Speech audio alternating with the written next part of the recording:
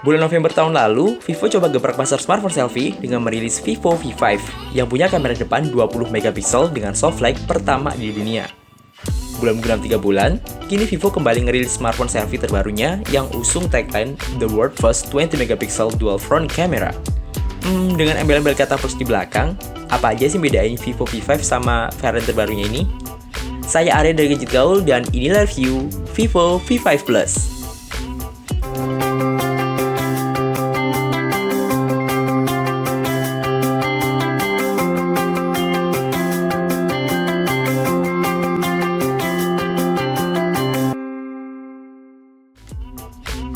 Ngelihat desainnya, sepintas emang nggak ada perbedaan yang signifikan antara Vivo V5 sama V5 Plus ini.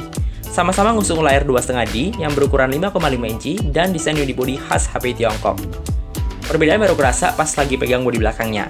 Kalau V5 masih pakai bodi plastik, V5 Plus ini tampil lebih premium dengan elemen metal di bodi belakangnya. Perbedaan mencolok lainnya kelihatan di garis antena penguat sinyal. Kalau di V5 itu garisnya lurus horizontal kayak biasa kamu temuin di HP dengan bodi metal lainnya. Nah, di V5 Plus ini, Vivo ngedesain garis antenanya lebih menepi ke frame atas dan juga bawah, dan ngikutin lekuk sudut bodi smartphone. Perbedaan kedua smartphone Vivo yang sama-sama ngunggulin kemampuan selfie ini juga terlihat di bagian depan, tepatnya di kamera. Ya, beda dengan Vivo V5 yang cuma punya satu kamera depan, kamu bisa nemuin dua kamera depan sekaligus di V5 Plus ini. Nah, untuk apa sih dua kamera depan ini? Saya akan jelasin lebih detail di pembahasan kamera nanti ya. Untuk navigasi, Vivo V5 Plus punya tombol home basic dan juga dua tombol kapasitif, yaitu recent apps dan juga back, yang keduanya udah dilengkapi dengan backlight. Ya, ini tombol home basic, beda dengan tombol home di V5 yang nggak bisa ditekan. Desain keseluruhan dan bodi dari smartphone ini sendiri kelihatan tipis dan elegan. Cukup ekonomis pas digenggam, meski masih ada rasa licin di bodi belakang. Hal ini bisa diatasi sih dengan pakai softcase bawaan di paket penjualannya.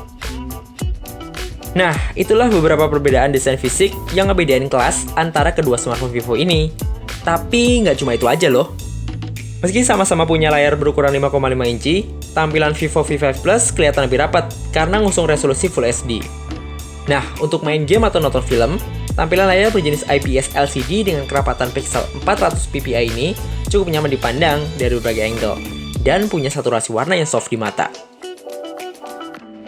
Layar dengan body to ratio 73,8% ini juga udah dilapisi sama Corning Gorilla Glass 5 untuk ketahanan layar terhadap goresan.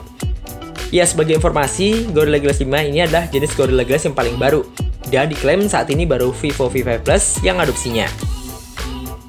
Buat menunjang segala fitur smartphone kekinian, V5 Plus udah jalanin sistem operasi Android 6.0.1 Marshmallow yang dibalut dengan custom UI bikinan Vivo sendiri, yaitu FunTouch OS 3.0.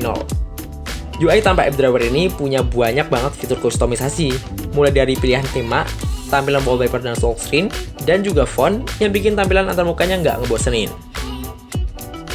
Yang saya suka dari FunTouch OS ini adalah banyaknya fitur yang bisa kamu kulik, mulai dari Smart Gesture, yang di dalamnya ada saber gesture yang bisa kamu pakai buat mengakses menu tertentu dengan cepat. Namun yang cukup menarik di sini, kamu juga bisa aktifin lampu center LED flash cukup dengan goyang-goyangin bodi smartphone-nya. Oh ya, satu lagi, tanpa harus nyentuh layar, kamu juga bisa cek notif atau sekedar ngeliat jam dengan cara swipe tangan di atas layar. Fitur lain yang gak kalah menarik adalah Smart Split. Ya, dengan fitur ini, kamu bisa ngebuka dua aplikasi dalam waktu yang bersamaan. Misalnya lagi nonton live streaming di layar sebelah kiri, sambil balas pesan WhatsApp di layar sebelah kanan. By the way, saat ini cuma ada beberapa aplikasi yang bisa manfaatin fitur ini. Buat ngamanin isi smartphone dari tangan-tangan yang kepo, V5 Plus dibekali fingerprint scanner di tombol home yang mampu ngenalin sampai 5 sidik jari. Ya, meski bentuknya tombol home fisik, kamu nggak perlu neken ke dalam buat unlock, cukup dengan sentuhan aja. Responnya sendiri kerasa cukup cepat, yaitu 0,2 detik aja, dan penempatan di depan emang terasa lebih mudah diakses. Dengan tagline The World First 20 megapixel Dual Front Camera, fitur kamera depan emang jadi nilai jual utama Vivo V5 Plus ini. Iya, kamera depannya ada dua. Selain ngusung resolusi tinggi 20 megapiksel kayak saudaranya, V5 Plus juga punya tambahan satu modul kamera yang beresolusi 8 megapiksel. Keunggulan utama yang dibawa dua kamera depan smartphone ini adalah kemampuannya untuk ngatur depth of field saat foto-foto selfie. Iya, di sini kamu bisa ngatur fokus pada suatu objek dalam area foto dengan efek blur pada background-nya. Istilahnya dalam dunia fotografi yaitu bokeh. Dan bisa kamu gunakan cukup dengan aktifin mode bokeh di aplikasi kameranya. Dua kamera depan ini gunakan sensor Sony IMX376 dengan buka lensa f2.0. Namun yang menarik di sini, simulasi softwarenya juga nyediain fungsi pengaturan buka lensa secara manual untuk mengukur kedalaman efek bokehnya dengan rentang nilai dari f0,95 sampai f16. Gak cuma itu aja, ada juga fitur ekstra di mana kamu bisa memberikan efek bokeh setelah selesai ngambil foto selfie. Tinggal klik icon bokeh di foto dan kamu bisa ngatur fokus di mana aja dalam area foto tersebut. Detail foto selfie yang diambil dengan dua kamera depan berukuran 1/2,8 inci ini juga cukup memuaskan. Ditambah lagi dengan fitur selfie soft light LED flash yang bikin foto di area minim cahaya sekalipun masih kelihatan jelas. By the way, fitur ini bisa disetting manual atau otomatis untuk bisa aktif sendiri pas gelap. Oh ya, selain bokeh, selfie soft light, dan beauty mode, kamera depan V5 Plus ini juga punya fitur HDR loh, atau High Dynamic Range, yang pada umumnya ada di kamera belakang. Fitur HDR ini cocok untuk foto-foto selfie di kondisi cahaya yang ekstrim, misalnya terlalu terang atau terlalu minim cahaya. Dan bisa dibilang, Vivo V5 Plus ini adalah satu dari sedikit smartphone yang nyediain fitur HDR di kamera depan. Nah, beralih ke kamera belakang, Vivo juga nge-upgrade resolusi kamera V5 Plus ini dari yang semula 13 megapiksel di V5 jadi 16 megapiksel. Seperti kamera depan, kamera belakang ini juga dipersenjatai dengan sensor Sony IMX376 dan buka lensa f2.0. Lalu, sebagus apa sih kualitasnya? Ya, meski resolusi kamera belakang ini nggak lebih besar dari depan, hasil fotonya udah lebih dari cukup untuk kebutuhan jepret-jepret harian. Nah, untuk ngambil foto makro, detailnya juga bisa ditangkap dengan jelas. Terus gimana dengan foto low light? Ya, meski bukan yang terbaik, performa kamera di tempat yang remang-remang juga nggak begitu ngecewain. Nah, untuk ngurangin noise berlebih dan gambar yang ngeblur, kamu bisa ngaktifin LED flash dan jaga kestabilan saat memotret. Buat kamu yang nggak doyan mode auto, ada juga kok mode profesional untuk ngatur ISO, white balance, sampai shutter speed yang bisa diatur secara manual. Oh ya, kamera belakang ini juga bisa ngerekam video sampai resolusi 4K 30 frame per second. Tersedia juga mode slow motion yang hasilnya cukup smooth. Selain ngunggulin kamera, smartphone besutan Vivo ini juga terkenal dengan kualitas audio yang jernih berkat teknologi hi-fi yang dibawanya. Chipset audio yang digunakan adalah AK4376 yang punya signal to noise ratio atau SNR 115 dB. Logikanya makin besar angka SNR, makin kecil juga noise dari perangkat tersebut. Iya, bahasa gampangnya, mode hi-fi ini bisa bikin musik yang diputar jadi terdengar lebih jernih. Namun yang perlu diketahui, efek suara hi-fi ini cuma tersedia dalam mode earphone. Dan efek audio ini baru kedengaran maksimal kalau Gadgeteers muter musik dengan format APA, FLAC, WAV, atau MP3 320 kbps yang emang punya performa terbaik di mode hi-fi ini. Musik dan video player bawaan udah dukung mode ini secara default dan beberapa aplikasi pihak ketiga kayak YouTube, MX Player, dan Google Play Music. Oh ya, yang perlu diingat, ngaktifin mode hi-fi akan ningkatin konsumsi baterainya. Beda dengan V5 yang diotaki chipset MediaTek MT6755, Vivo kini lebih milih chipset Qualcomm Snapdragon 625 sebagai dapur pacu V5 Plus. Ya, chipset octa-core 64-bit dengan mesin grafis Adreno 506 ini udah bisa ngeksekusi berbagai jenis game Android, mulai dari yang grafisnya standar banget, sampai yang grafisnya 3D dengan lancar. Dengan teknologi FinFET 14 nanometer, chipset dengan clock speed 2 GHz ini mampu memberikan performa terbaiknya tanpa harus mengonsumsi daya yang berlebih.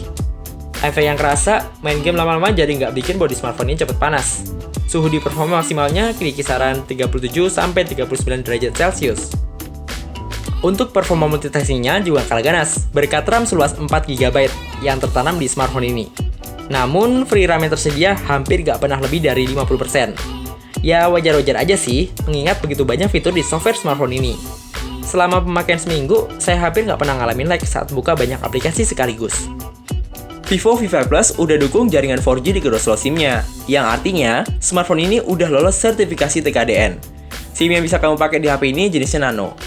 Oh ya, smartphone ini nggak punya dukungan slot microSD.